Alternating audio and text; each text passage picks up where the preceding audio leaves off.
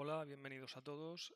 Vamos a comentar esta compañía dedicada al sector logístico que se llama GXO Logistics y que capitaliza actualmente unos 4.800 millones y cotiza en el NYSE con el ticker GXO. Antes de nada, el contenido de este vídeo es solo con fines informativos y divulgativos y no constituye en ningún caso una recomendación de inversión, debiendo realizar cada uno su propio análisis. Respecto al origen de la compañía, se encuentra en otra empresa dedicada también al sector logístico de transporte de mercancía por carretera, que fue fundada en 2011 por Brad Jacobs. Este empresario inversor, la verdad es que merece la pena seguirle la pista porque tiene una trayectoria extraordinaria de creación de valor, centrándose normalmente en sectores muy fragmentados, de gran tamaño. eh, ha ido, como digo, creando valor mediante adquisiciones de empresas en este sector que luego va consolidando y también aplicando tecnología y eficiencia operativa. Ha conseguido multiplicar por varias veces el valor de las acciones de las compañías en las que ha invertido. En 2021 se produjo el spin-off de EGXO, que es la compañía que se dedicaba a realizar las operaciones de logística por contrato. Ahora veremos en qué consiste esto. Y este negocio se había desarrollado internamente dentro de la propia XPO. Respecto al retorno de la acción, desde que comenzó a cotizar de forma independiente, no ha sido bueno, ha caído en torno a un 30% en este periodo de casi 4 años. Y las razones por las cuales ha ocurrido esto, yo diría que son dos. Por un lado, porque la acción se le iba a cotizar bastante cara, yo calculo que en torno a 50 veces beneficio.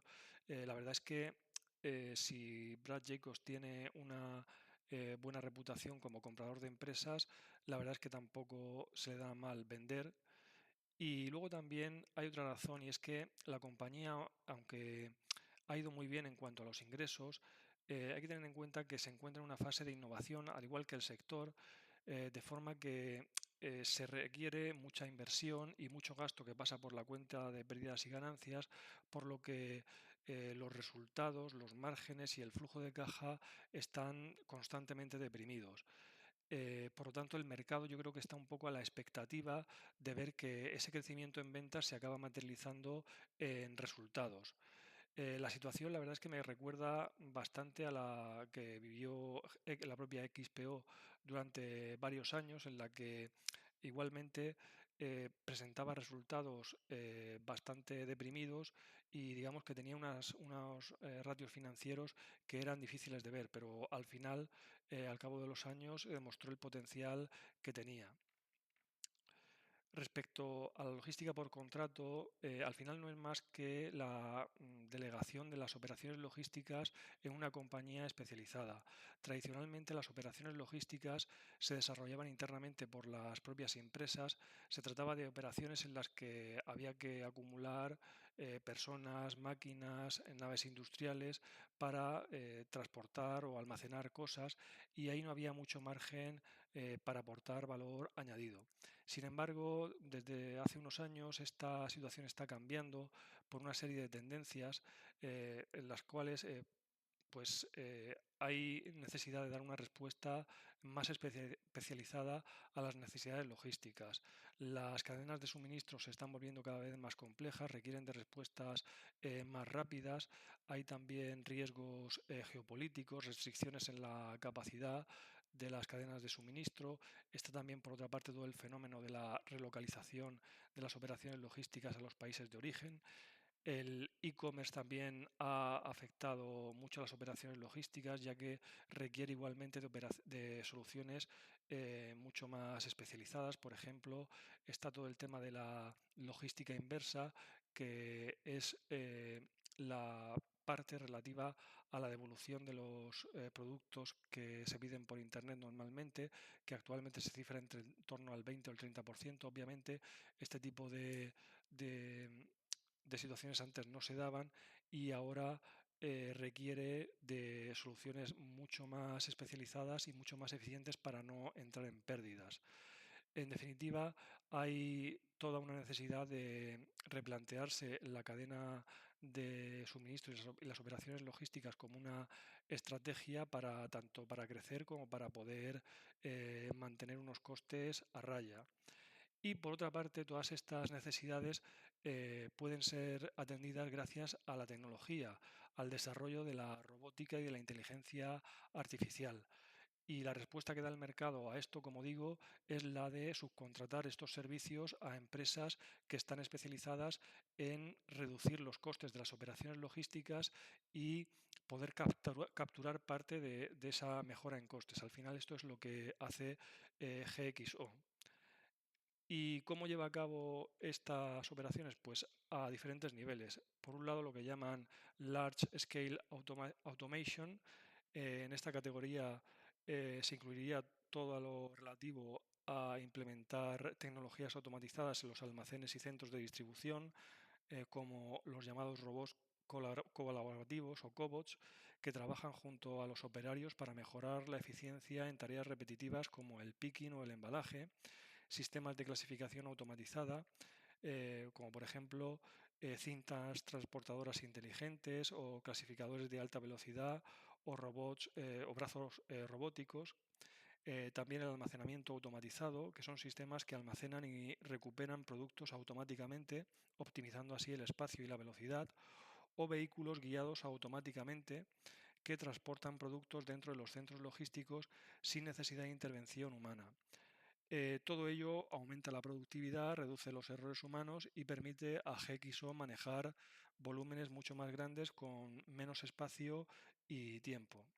Otra de las soluciones es lo que llaman Adaptive Technology. Aquí se incluirían todos los sistemas modulares que pueden reconfigurarse rápidamente según la temporada, el tipo de producto, el crecimiento del cliente. También el IoT el IoT o Internet de las Cosas, que son dispositivos que monitorean en tiempo real el estado de los activos, el inventario y las operaciones. Los wearables para empleados, que son, como por ejemplo, escáneres portátiles o gafas inteligentes que mejoran la productividad del personal. Y todo ello permite responder rápidamente a cambios en la demanda, en nuevas necesidades del cliente o a alteraciones en la cadena de suministro. Y por último, el software y la inteligencia artificial. Aquí se podría incluir los llamados Warehouse Management System, que es un software que coordina todo lo que pasa en un almacén desde la entrada hasta la salida del producto, la inteligencia artificial para predecir la demanda y ayudar a la planificación. De esta forma se puede anticipar mejor los cambios de volumen o de comportamientos de compra de los clientes, y también los llamados gemelos digitales, que son réplicas virtuales de operaciones reales que permiten simular mejoras sin interrumpir procesos reales.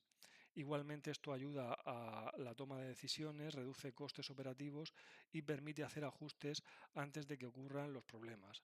Como vemos, el retorno que se obtiene por parte de los clientes de estas operaciones es muy elevado, oscila entre los 5 y menos de un año, y por tanto resulta muy atractivo para los clientes optar por este tipo de soluciones.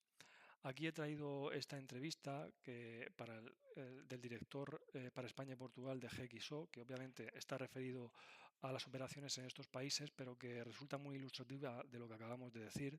Dice que tienen la intención de doblar el tamaño de GXO en los próximos 6 años, y para ello dice que no harán nada que no tenga una carga de automatización y de innovación importante. Dice también que quieren apostar por aquellas empresas que hoy tienen una logística integrada y que pueden tener interés en una logística subcontratada. Estas empresas tienen una cultura logística internalizada, pero cuando las cosas se complican, cada uno se tiene que enfocar en su negocio principal, y lo nuestro es la logística contractual. Es decir, que al final están apostando por penetrar y ganar cuota de mercado en la logística interna y tradicional, que es lo que decíamos anteriormente. Y también aquí pues habla de un poco del cambio de paradigma en el consumo y de estas tendencias que hacen que haya que replantear la cadena de suministro, bien porque pierdes mercado frente a la marca blanca, bien porque el tiempo de respuesta exigido es cada vez más corto, o bien por la evolución del e-commerce. Aquí podemos ver algunos de los números de la compañía. Es el principal proveedor de logística por contrato puro. Está presente en 27 países con 1.000 instalaciones y 130.000 empleados. Ahora veremos un poco estos ratios. Aquí podemos ver los dos tipos de contratos que ofrece GXO a sus clientes, que se reparten más o menos al 50% en cuanto a las ventas. Por un lado, lo que ellos llaman contratos de libro abierto, en el que existe una transparencia total en cuanto a los costes entre el cliente y GXO. En estos tipos de contratos se cubre tanto los costes fijos como los costes variables que tiene GXO, y sobre estos costes se aplica un margen. Este tipo de contrato tiene la ventaja de que los márgenes están fijados y por lo tanto la rentabilidad está más asegurada y es independiente del volumen de actividad económica. Eh, Lógicamente, la desventaja es que también están limitados al alza. Por otra parte, una ventaja que tiene es que requiere de una inversión inicial más baja, por lo que los retornos sobre el capital son más elevados. Y la otra de los tipos de contrato que ofrece es este, que también cubre los costes fijos con un pequeño margen, pero los costes variables no están cubiertos, sino que ya dependen de la eficiencia operativa con la que GXO pueda manejar las plantas, y por tanto aquí los márgenes no están garantizados, hay un mayor potencial al alza, pero también existe el riesgo de que los márgenes puedan caer ante cualquier eventualidad, o que GXO no sea lo suficientemente eficiente a la hora de llevar a cabo sus operaciones. Respecto a las ventas por regiones, vemos que la principal región es el Reino Unido con el 41% de las ventas, luego lo que ellos llaman la Europa continental, que sumaría aproximadamente un 30%, y el 28-30% restante Estados Unidos.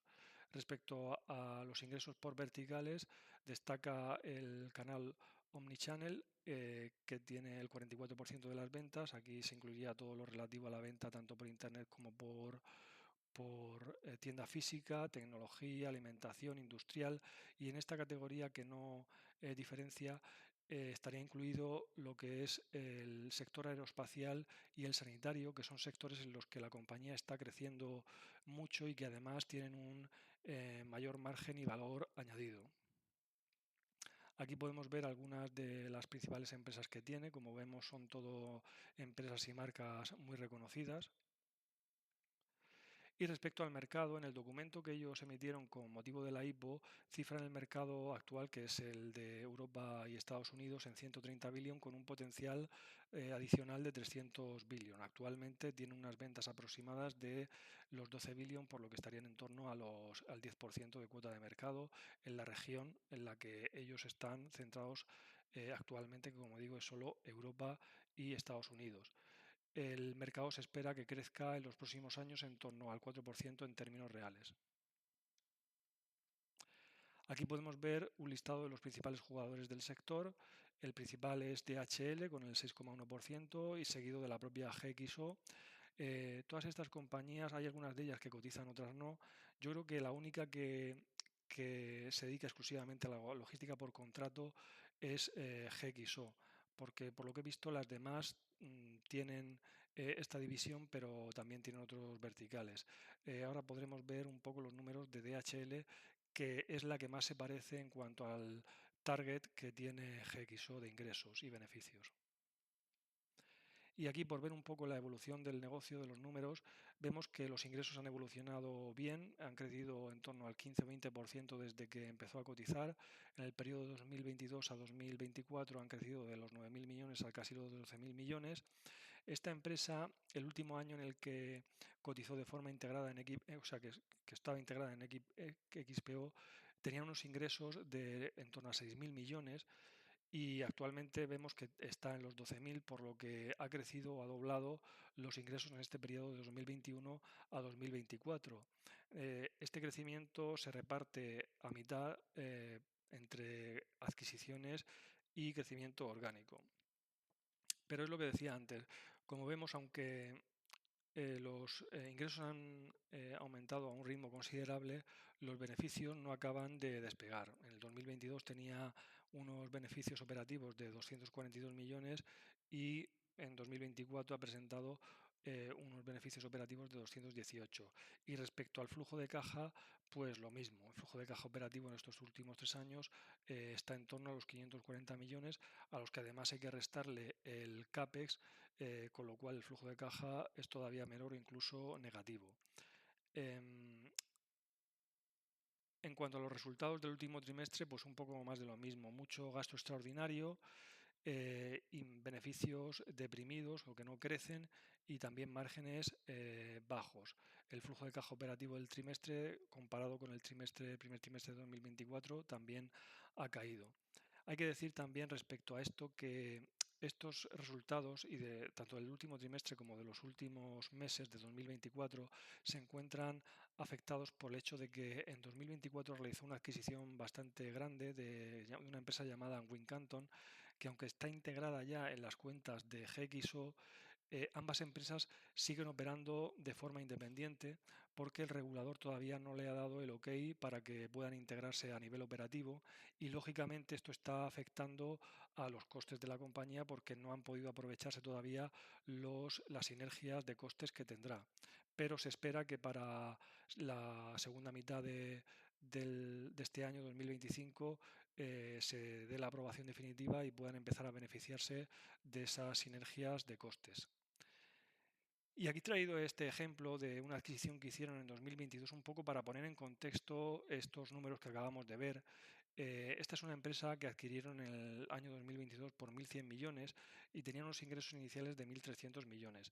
Pues bien, gracias a esta empresa que estaba especializada en el sector sanitario, han conseguido este año un contrato del Sistema Nacional de Salud del Reino Unido por valor de 2.500 millones a razón de 250 millones anuales. Es decir, que estamos viendo que, aunque con cierto decalaje, y si uno tiene una perspectiva, pone perspectiva en el tiempo, ha conseguido con una empresa que tenía unos ingresos de 1.300 millones incrementarla solo con un contrato en 250 millones. Y aquí yo creo que es donde está un poco la clave de la inversión, y es que, como vemos en las presentaciones que ofrece la compañía, siempre hablan de un ratio de conversión de EBITDA a free cash flow del 30%. Sin embargo, hay que tener en cuenta que este ratio de conversión incluye todo el CAPEX de crecimiento. Y sin embargo, cuando se excluye ese CAPEX de crecimiento, el ratio de EBITDA a free cash flow es del 60%. Claro, estamos hablando de una compañía que para este 2025 espera tener un EBITDA del entorno de los 850 millones y capitaliza actualmente 5.000 millones o por debajo de 5.000 millones. Entonces uno puede hacer fácilmente los números. Obviamente esto hay que ver que se pueda materializar en el futuro. Pero ahora veremos un poco el ejemplo de DHL para ver si esto realmente tiene sentido o no. Y aquí un poco repite la misma idea, un CAPEX total del 3% de las ventas con un 1% de mantenimiento y 2% de crecimiento. Aquí es lo que decía antes, para este año 2025 dan un guidance del crecimiento orgánico entre el 3 y el 6% y un EBITDA ajustado de 840-860 millones de dólares. Para 2027 dan unas ventas de entre 15.500 y 16.000 millones y un EBITDA de 1.200 a 1.300 millones. El bridge de cómo se espera llegar a este EBITDA, actualmente estaríamos aquí en unos 835 millones de dólares, y lo esperan conseguir con una parte de crecimiento de la propia compañía, luego con mejoras de la productividad y por otra parte con sinergias de la adquisición que hicieron el año pasado Wincanton.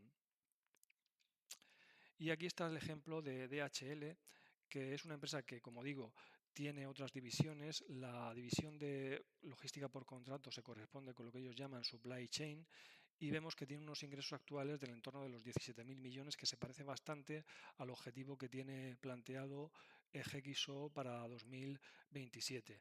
Y vemos que con estos 17.000 millones de ingresos se está obteniendo un EBIT del entorno de los 1.000 millones. A esto habría que sumarle otros 1.000 millones de depreciaciones y amortizaciones para llegar al EBITDA, y vemos entonces que el margen EBITDA que estaría obteniendo esta empresa sería más del 11%, por ahí, o aproximadamente el 11%. Antes hemos visto que los márgenes actuales que tiene GXO están en el entorno de los 5 y 6%. Por tanto, si esta empresa hace lo mismo que GXO, no veo la razón por la que no pueda conseguir estos márgenes a más largo plazo GXO, y por tanto ahí habría un potencial de crecimiento de los beneficios muy importante. Respecto al flujo de caja operativo, vemos que está en torno a los 2.000 millones. A esto habría que restarle el CAPEX, que sería por una parte el CAPEX de adquisiciones y por otra el CAPEX de alquileres, que no es exactamente este que viene aquí, pero que yo calculo que puede ser en ambas cifras en torno a 1.000 millones. Es decir, que yo creo que está generando esta empresa 800.000 millones de flujo de caja libre puede estar generando, lo cual da un poco la idea de lo que podría llegar a generar GXO en el futuro. Y aquí he traído una de las cuestiones que yo creo que hay que monitorizar, y es que los contratos que firma GXO con sus clientes son a largo plazo, normal de 5 años de media, y claro, al final de estos contratos se plantea la cuestión de qué ocurre, si el cliente renueva o no.